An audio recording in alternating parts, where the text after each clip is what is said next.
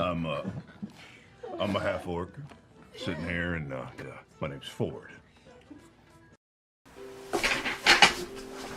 So, with the relative success of the last video, I'm happy to be continuing to create these, Critical Role character breakdowns for each of the Mighty Nein. Because after spending at least 10 to 15 hours a week on Critical Role content, it'd be silly not to.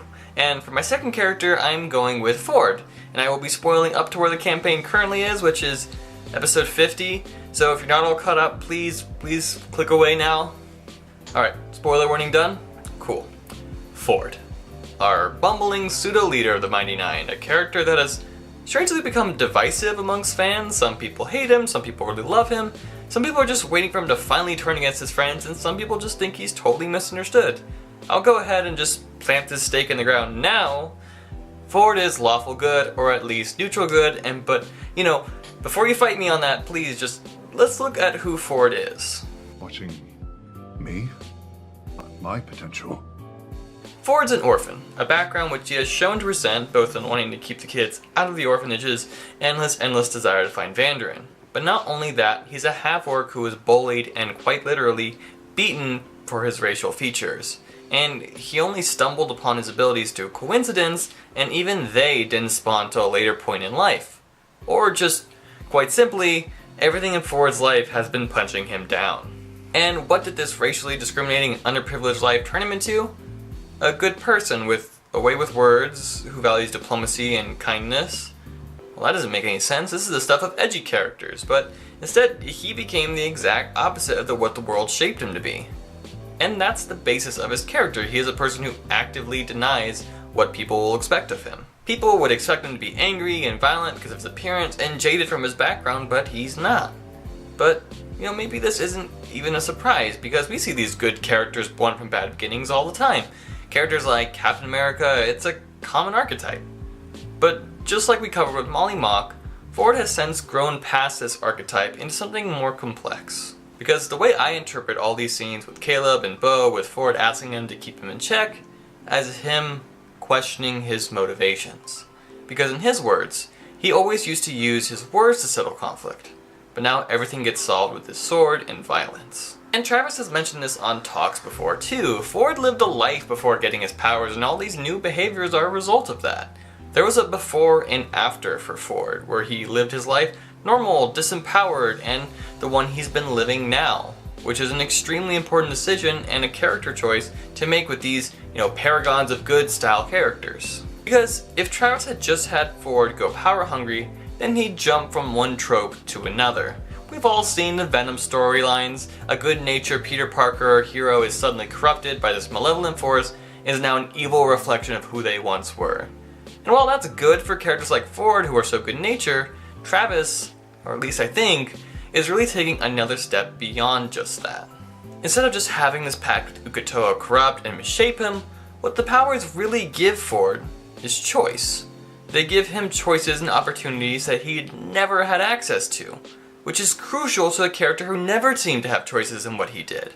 If anything, his whole background can be seen as a mini metaphor for this. He started as just a shipmate and lived a pretty insignificant life, and with only a few months of gaining his powers, he became a captain with a crew and a ship and a tattoo to his name.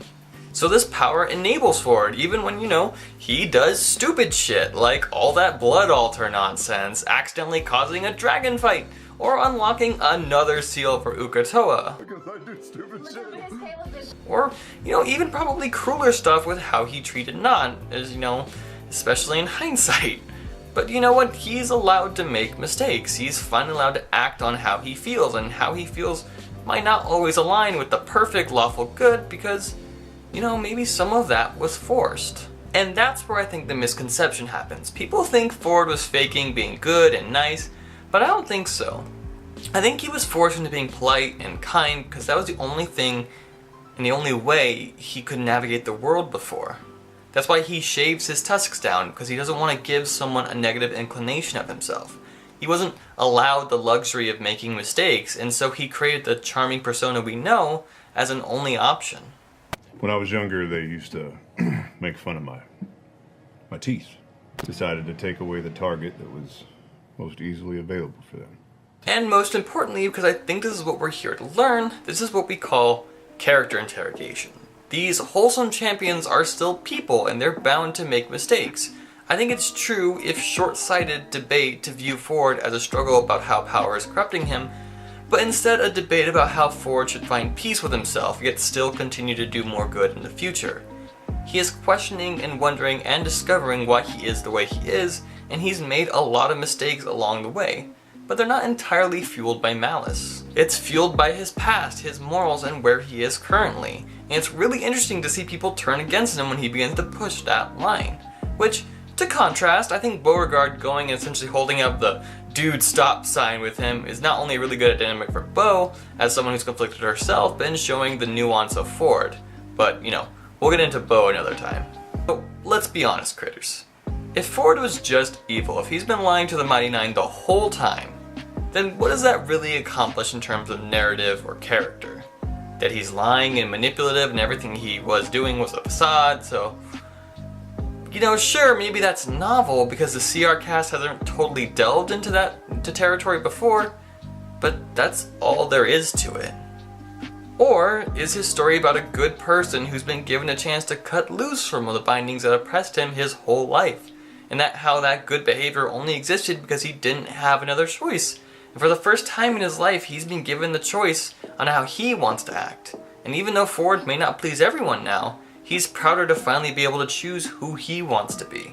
Or maybe I just like Fjord. Well, I like everyone in the Mighty Nein. It's redundant to say I just like one of them when I love them all. I've cheered and clapped for them all by now, and I've even been annoyed with them all by now. But that's only because they're all so well performed. But despite that, thank you, Travis. I think Fjord is great.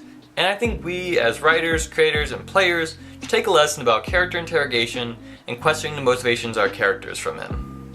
I'm still debating about who I should do next. I have a lot of inklings and stray ideas for each of them, but I guess let me know who you guys would like to see next, especially because we're getting the dirt on Nott and Caleb, or I guess Veth and Bren, so I've got a lot to work with. But for now, that's all I got. Thank you for watching and sharing, and I'll see you next time.